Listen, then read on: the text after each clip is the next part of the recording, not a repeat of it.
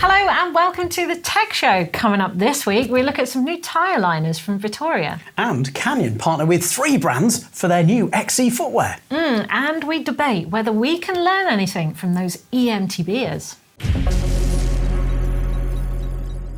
We had loads of comments off one of our videos a couple of weeks ago all about one bike to rule them all. And it was really good. Actually, a lot of you got on board and had comments. A lot of people said, controversially, e-bikes being their choice as one bike to rule them all. And it's kind of interesting, actually, because YT set out to launch their latest and greatest enduro bike, which also turns out to be an e-bike. Yes. So yeah, is there e-bike tech that is taking over the normal mountain bike world? Well, it is the biggest growth market in cycling, so I keep being told by various brands, and it does seem to be that everyone is jumping on board of this big boom, and it's kind of like a tech arms race where everyone's rushing in to try and be the first or the best, and we're seeing a lot of tech developments come from the EMTB market. So I think it's, we're within our right to look at EMTB to see what we're going to get next. So what have we learned from EMTB tech so far? I feel like it's quite a lot, and some of it might surprise you. I think like the short cranks is a good example.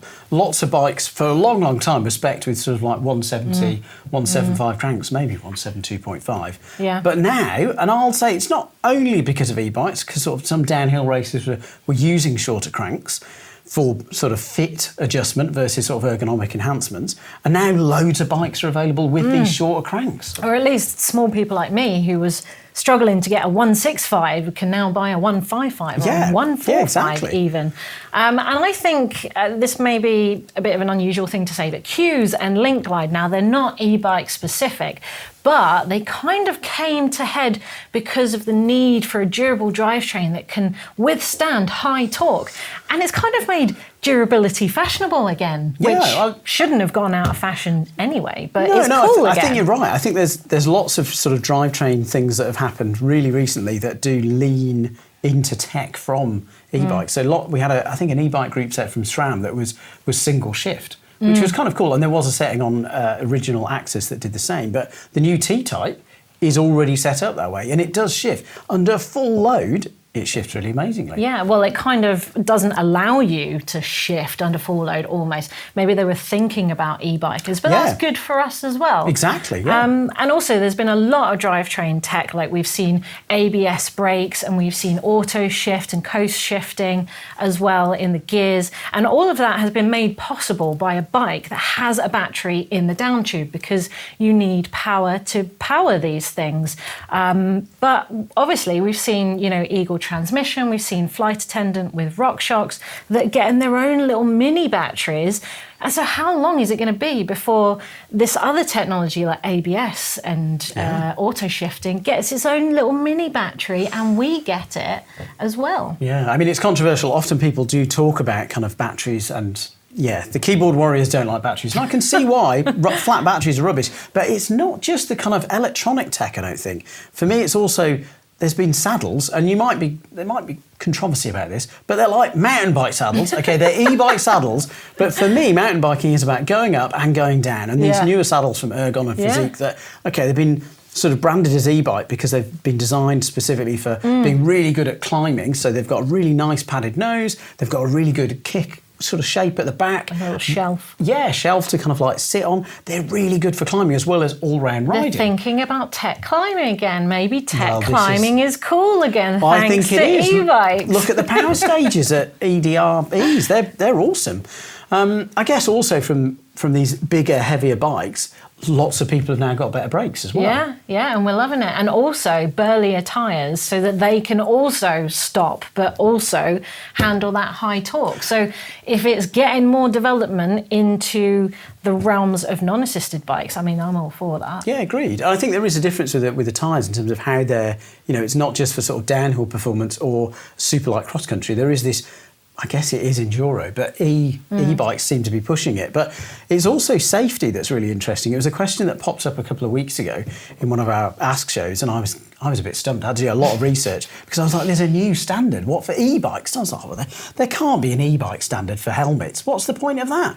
But there's a new class of sort of pedelecs, speed pedelecs in Europe that are much faster. So their average speed is going to be higher. So there is now, thanks to the Dutch testing standards, a new, catchily titled NTA 8776 e-bike helmet listing, and it's really good. So Smith have got a couple of helmets. There's a couple of other brands out there too, but there is a better, safer helmet thanks to e-bikes for us all. And I think what I'd like to end on is the fact that, well, this is something you noticed when you walked into Eurobike, is there's so many brands now that just weren't in mountain biking before. I mean, you've got Gas now, you've got DJI, who've come from drones, now making a bike. I mean, Bosch isn't new, it's been around since 2011, but they were making drills before, and now they're suddenly competing with SRAM and Shimano on the motor market. You've got companies like ZF who are, a gearbox manufacturer who are stepping in with a new, completely new system. It is really exciting. A bunch of other brands I saw at Eurobike I've never heard of before, but they're there competing. So maybe we're going to see more non-bike brands just entering the market, starting off with e-bikes and coming into non-assisted bikes. Who knows? We're moving away from the big five, perhaps. But anyway, we want to know what you guys think. Let us know down in the comments below. Is there anything we can learn from this boom of EMTB and the tech that we're seeing on those bikes? Let us know down in the comments below. Okay, news! Always exciting. This time we've got a new airliner from Vittoria. So we're one of the first to market with a customisable, easy to use, easy to install and remove insert in your tyre. So this sits inside your tubeless tyre and means that if you bottom out your tyre fully, well, there's like a nice foam bumper in there so you don't flatten or destroy rims. Obviously you still can, but yeah, they developed a new enduro one and a new downhill one, and it's a really different profile. The previous one was sort of round with some cutouts to help with airflow. This one is all new. It's like a T-shaped profile, and there's two different densities that you can get. They've also got one for e-bikes, which actually, I know we're talking about e-bikes and some people might find this a bit of an e-bike takeover, but I think for bigger riders who are riding heavier bikes on rougher terrain, actually it's a really good idea. And super light, because the way the foam is made, it's a really light inner foam and then it's got kind of a wrap around it. So no absorption. I think they look great. Lots of options as well.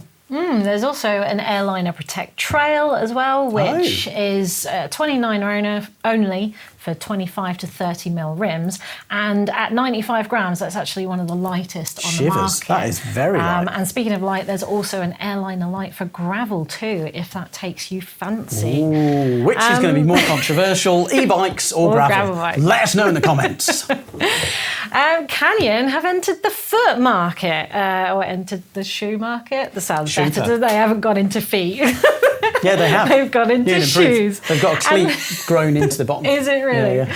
And they were actually paired with a bunch of brands that we're already familiar with to try and get into that top level straight away. So this is the Temper, with no E-R, just an R, CFR footwear. So as you know from the models of Canyon, CFR is the Canyon Factory Racing. So we already know that this is top spec. So you're getting a BOA LI2 system, which is the multi-directional dial. Yeah, so you've got indexed on, indexed off, and full tension release. Yep. And then you've got the Solstar, which is the insoles that go inside. So already using a brand of insoles in there for support. collab with those, just as a FYI. Yeah, and Vibram on the soles for the mountain biking range. So obviously there's a carbon version for the road, and then there's mountain bike with the tread underneath, and they're using Vibram.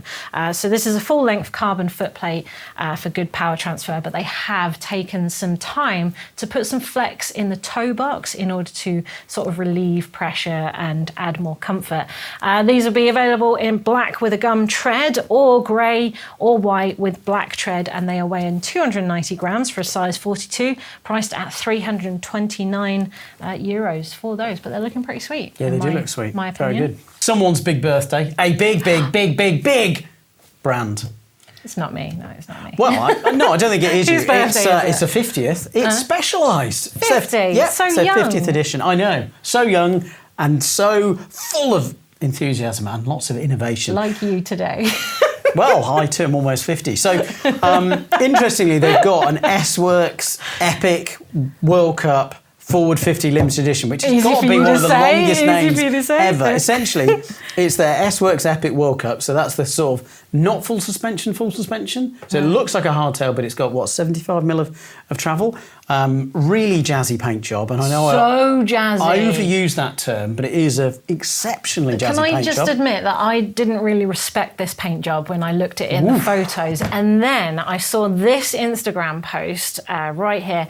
And it basically shows the length and attention to detail that they're having to go through in here. I mean, they're sort of bristling silver foil. They're adding brush strokes. They're taping that fluoro pink. And then they're adding pink and chrome fades, and that's not it. The hand laying stickers.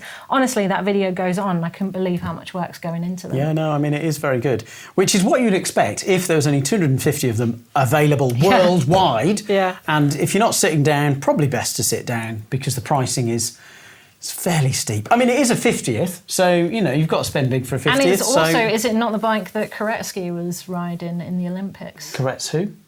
Koretsky? Yeah, I don't know, yes. What? Did he finish?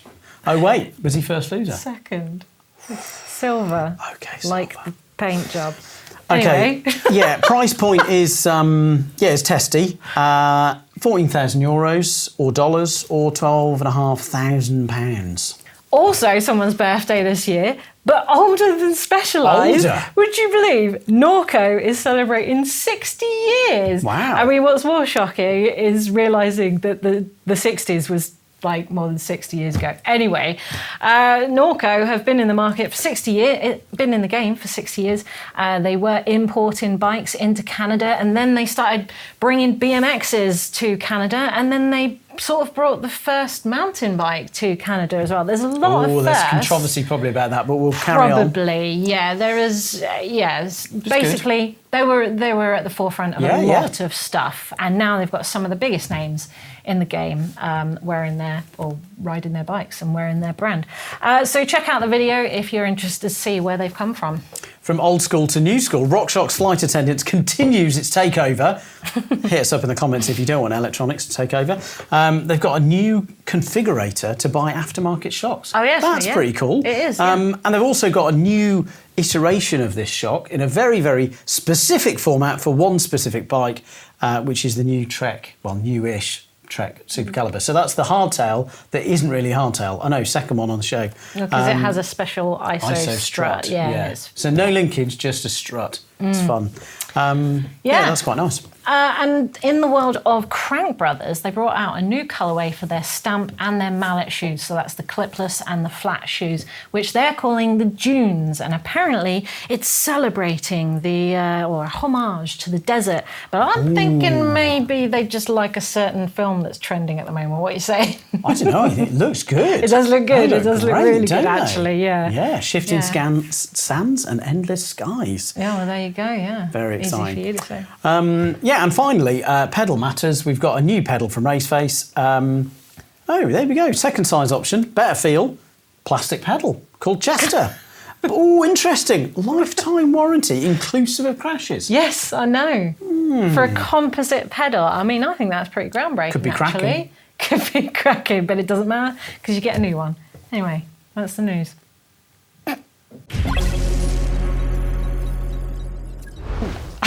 Last week, we asked you the question about why was one of Ibis's trail bikes called Ripley? Did they really like the film Aliens? Ooh, that's good. What we got in the comments. A lot of people did get that.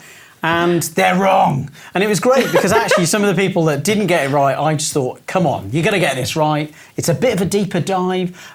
Ibis are a really fun brand. They've got lots of sort of idiosyncrasies and silly stories that they tell in their brand.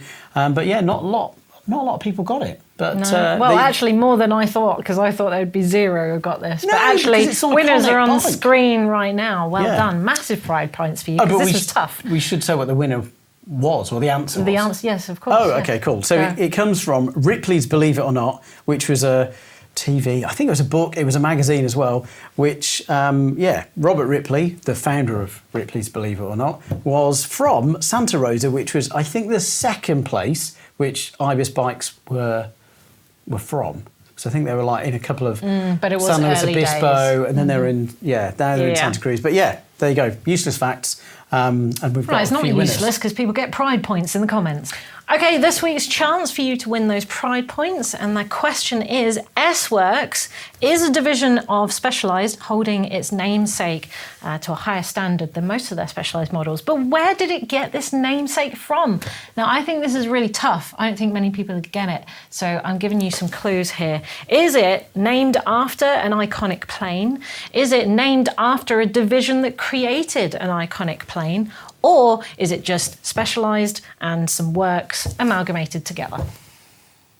Well, answers in the comments below. Okay, the best part of the show, I think so anyway, is the comments. It's brilliant.